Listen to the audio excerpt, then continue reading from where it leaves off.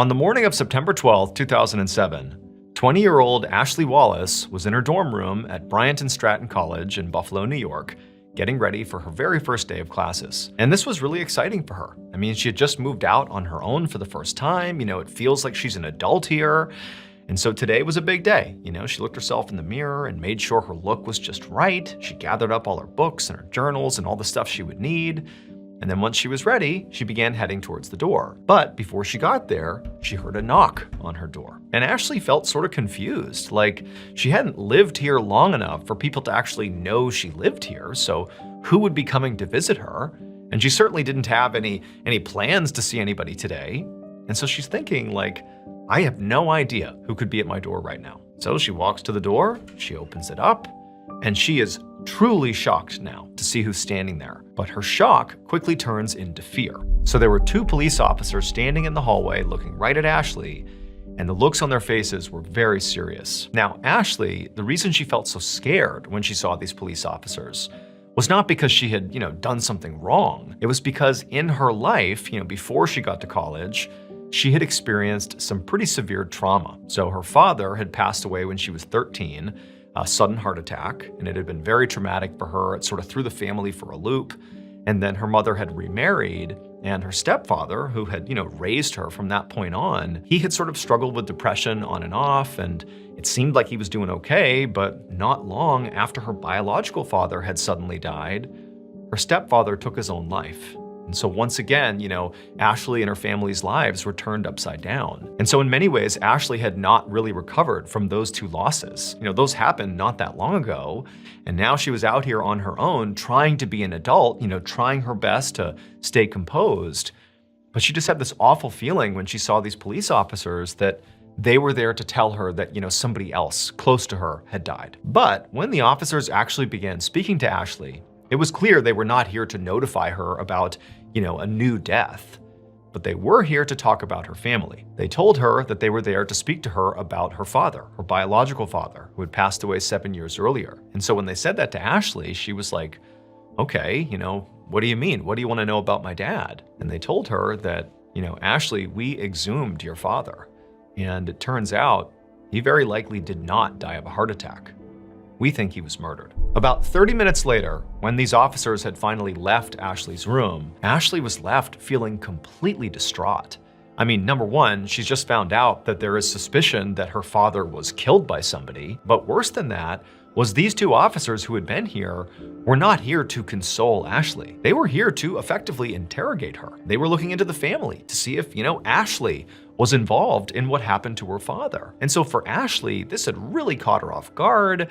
She felt like she was stammering and confused in all of her answers, which only made her seem more suspicious. And it was like every little misstep she had, the police would dial in and ask even more pointed questions. And by the end of it, she was just sobbing and telling them, like, I didn't do this. I didn't hurt my dad. I have no idea who would do that. And so eventually the police had gotten up and left. But they told Ashley they were going to be in touch, and then they were gone. And so Ashley's just left there in her room, wondering what she's supposed to do now. She thought about, sucking it up and just going to class, but she's thinking, like, how can I possibly focus on class right now when I've just learned what I've learned and had this horrible experience with the police? And so Ashley ended up calling her mother, and her mother was obviously very upset when she picked up, even before Ashley said anything.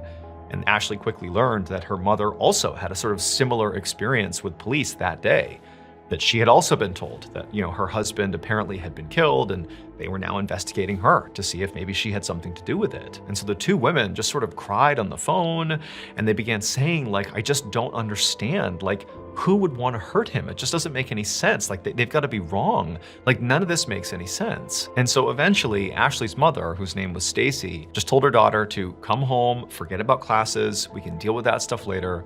Just come home, be with your family. Ashley agreed that was the most reasonable thing to do here. And so she grabbed her stuff, she left the dorm, hopped in her car, and she drove the hour back to her mom's place. And when she gets there and she goes inside, the first person she sees is actually her younger sister, Bree, who was 16 years old.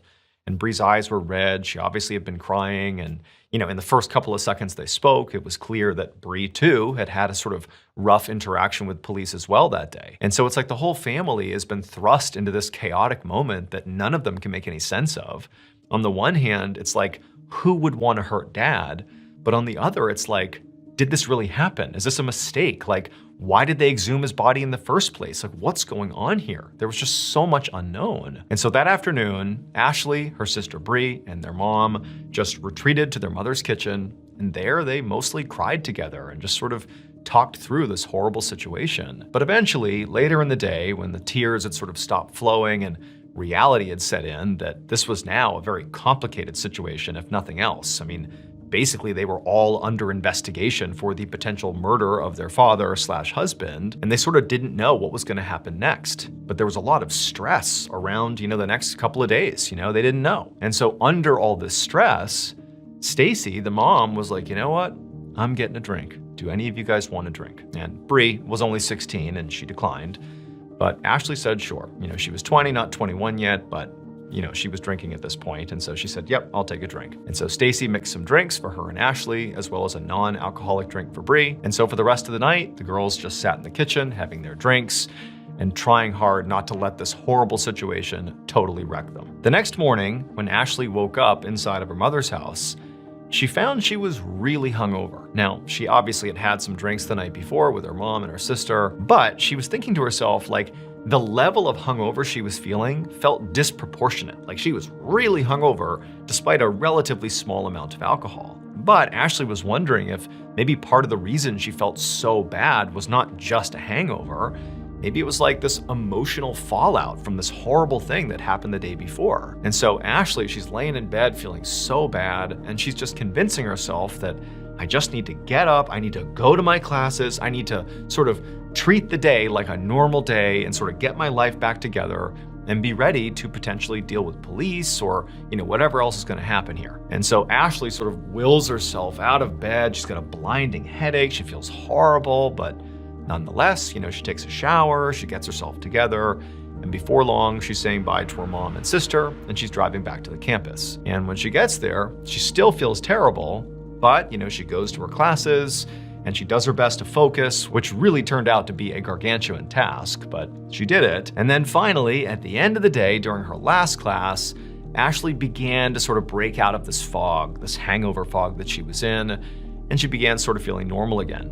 And so by the time she left the lecture hall and was done for the day, she actually felt good enough that she hopped right back in her car and drove right back to her mother's house. And that night, again, just like the night before, she, her sister, and her mom just sat in the kitchen, just sort of having this cathartic moment together, crying together, talking about their dad, sharing memories, sharing theories, and also having a few drinks.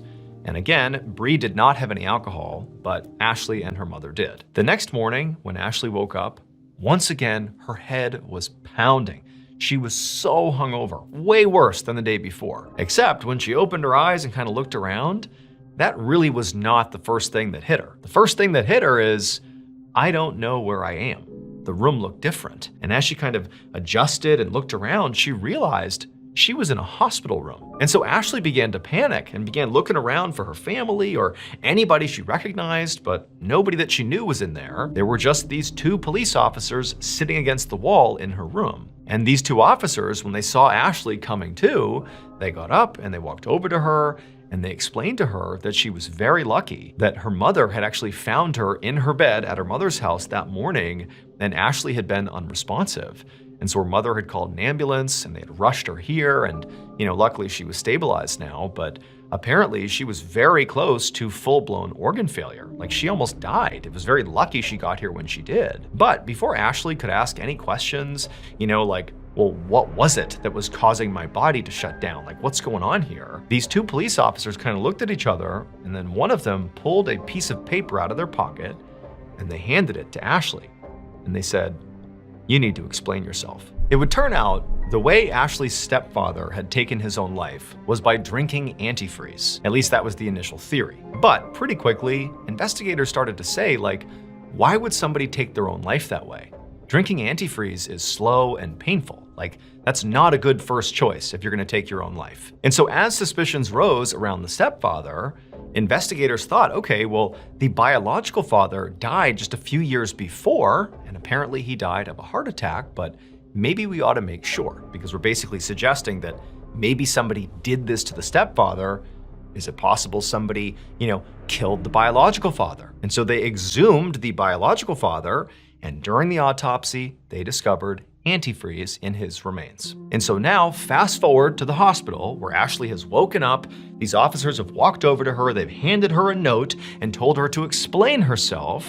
And this note was effectively a confession. The writer of this note said they killed Ashley's biological father, and then they also killed Ashley's stepfather. But now, because of the blood on their hands, they're going to take their own lives. So this was a suicide note / confession. And at the bottom of this note, it was signed by Ashley. Except Ashley did not kill her father or stepfather. Her mother did. Her mother used antifreeze to poison and kill both men, and then when police began poking around saying, "What's going on here? We think somebody killed this guy and maybe him too." Well, what did Ashley's beloved mother do? She tried to poison her own daughter. She laced those alcoholic drinks they were having in her kitchen with all these painkillers to make it look like Ashley had taken her own life because she felt so guilty about murdering these two men. Except Ashley's mother called the ambulance a little bit too early the following day, feigning that she had just found her daughter unresponsive, because the ambulance, they showed up and first responders, they saved Ashley's life. Narrowly. Apparently, she was within 15 minutes of dying when she showed up at the hospital. Stacy was convicted of 2 murders, as well as the attempted murder of her daughter, and she was sentenced to 51 years in prison. However, she would die behind bars in 2016.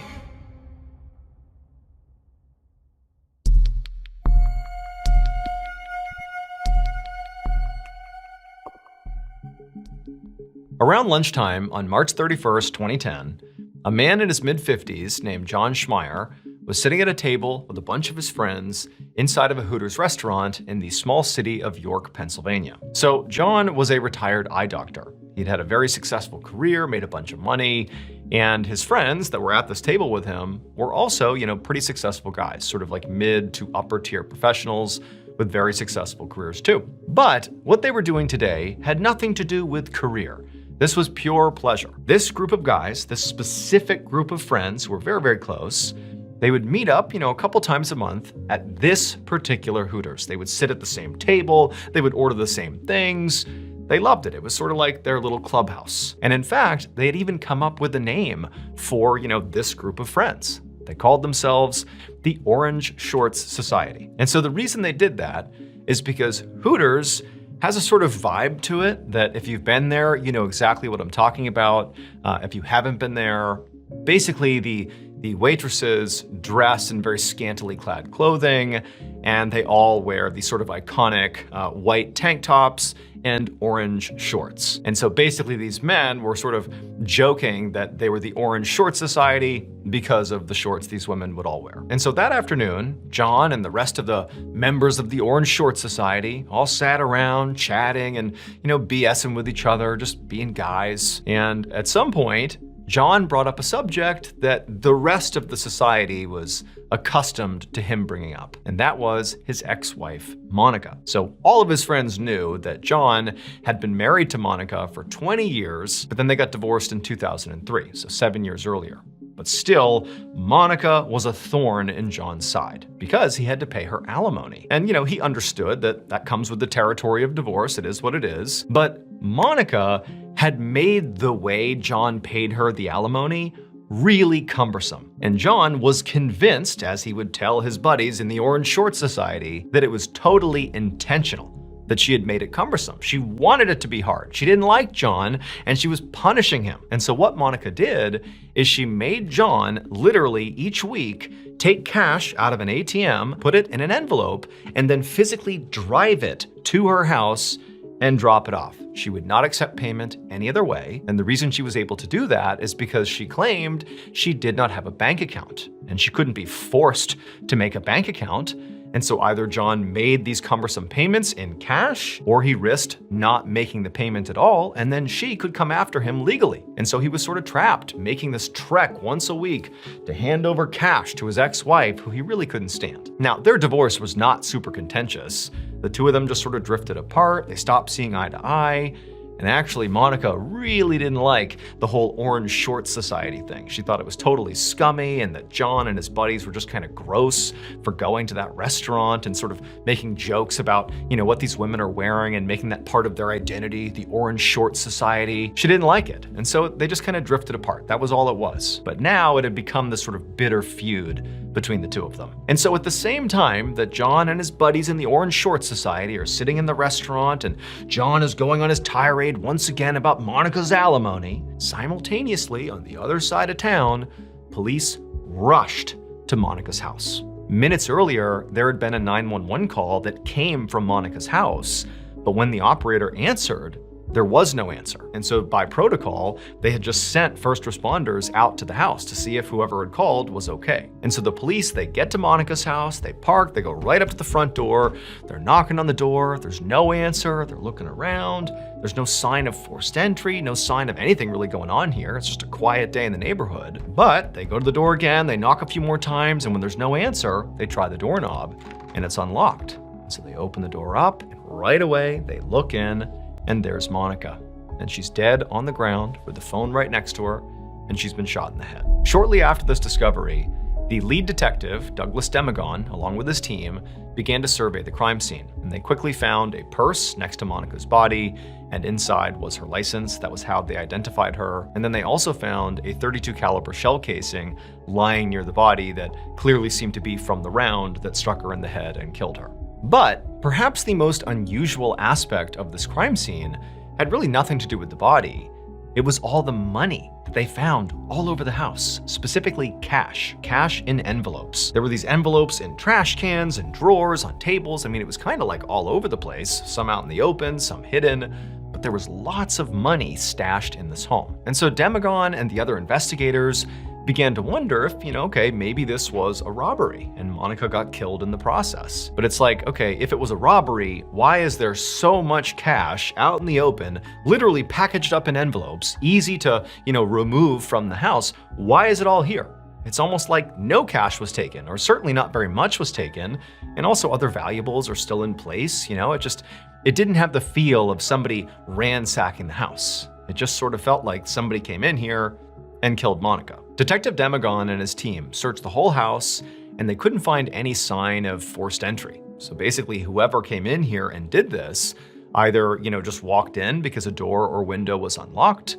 or maybe Monica let them in, maybe she knew who they were, or they had a key. Detective Demagon asked the forensics team to begin sweeping the house for DNA to see if maybe they could find something that could show them who had been here lately. And so while that team got started, Demagon continued to walk around the house, and he eventually found a Rolodex, which is basically like a big book full of phone numbers and addresses. And as the detective was flipping through that book, that was how he discovered that Monica had an ex-husband, John Schmeier. That evening, Detective Demagon and another investigator rolled up to John Schmeier's house. They walked up to the front door and they knocked, and then a moment later, the door opened, and John was standing there looking very surprised. So in homicide cases, generally speaking, the spouse or ex-spouse is always suspect number one. And so even though Demagon didn't really have any evidence linking John to the crime, he did have the fact that this was her ex-spouse, and so therefore, he is suspicious. Before John could ask any questions,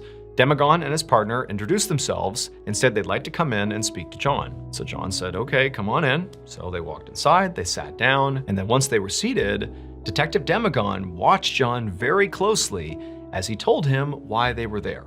Basically, your ex-wife has been murdered, and we're here to talk to you about it. Detective Demagon wanted to see if John would have a big reaction or maybe a subdued reaction. Whatever reaction he might have could be telling to how involved he maybe was or wasn't in this case. When Demagon told John that Monica had been shot to death, John's reaction was huge. His eyes went wide, he clutched at his chest like he was having a heart attack, and then he kind of leaned forward and began sobbing. When he came back up again, the detective noticed there were no tears in John's eyes. It was just this sort of huge reaction, but Demagon couldn't really tell if it was genuine or not. He also didn't have a baseline for John. He didn't know if this was normal, but this seemed really dramatic, almost like he might be acting. So instead of trying to console John, Demagon just asked point blank, "Where were you earlier this afternoon at the time of the shooting?" And when he asked this, John, who still was sort of rocking back and forth and grabbing his chest and acting very upset, he suddenly stopped, put his hands by his side, and just said, "Oh, I was at Hooters with my friends." A few days later, Detective Demagon went to the Hooters, where John and his friends would always meet up, and he asked the manager to see the security footage from the previous Wednesday, the day of the shooting. So by this point, Demagon had actually already interviewed all of the friends who had been at the Hooters with John, the so-called Orange Shorts Society, and he had asked them all about John. Like, had he really been there? What was he doing? What was he saying? And they all said John absolutely was there the whole time. Like, there's no way he could have left and done anything to Monica. He was here with us. I promise you he was here. Now, they would admit to the detective that, John did speak disparagingly about Monica. He would talk about how mad he was about her alimony, and he definitely didn't like her very much. But that was it. That was the extent of his hatred. Now, despite how convincingly these friends said John was there the whole time, he couldn't have done this, Demagon still needed proof. He needed to really see that John had been here when he said he was here. So John went to the manager, they pulled up the security footage from the previous Wednesday, and wouldn't you know it, there's John. He comes in, he sits down, he's with his buddies, and he is there the whole time, during the time that Monica was killed. And so at this point, Demagon did feel like it sort of was impossible that John actually went and killed Monica. But given the contention between them, John apparently really doesn't like Monica. He hates making these payments to her. Like, there's obvious friction that comes up at these Orange Short Society meetings all the time. Maybe it was possible that John, who was pretty well off, had a bunch of money, maybe he hired somebody to do his dirty work for him. Maybe he hired a hitman. And so over the next week or so, Demagon and his team began exploring this hitman lead. And they found that John had been taking out a whole bunch of cash over the last several weeks. But it sort of lined up with how much cash he owed Monica in the form of alimony. And they knew he had to, per Monica's orders, deliver this alimony payment in cash to her in these envelopes. And they found all those envelopes of cash at Monica's house. And so it seemed like that was all he was doing, taking money out to give to Monica. And so John was basically Demagon's only suspect at this point, and there was basically no evidence against him. And so Demagon knew he really needed to look into other leads here, like the John lead kind of going nowhere. And so he and his team began looking into local gang activity and, crimes in the area. Could this have just been random or something completely unrelated? But after 3 months of looking for any connection anywhere in the area, there wasn't one. And the case kind of came to a stall. And so at this point, Demagon decided that the only thing he could do realistically was just kind of start over, go back to square one, and basically re-examine all the evidence all over again. And that included going back and looking at the security footage from the Hooters on that Wednesday when the Orange Short Society was there. And so Demagon, he sat down, he starts watching this tape over and over and over again. It's like the 1,000th time he's looked at this grainy footage, and suddenly something stands out to him.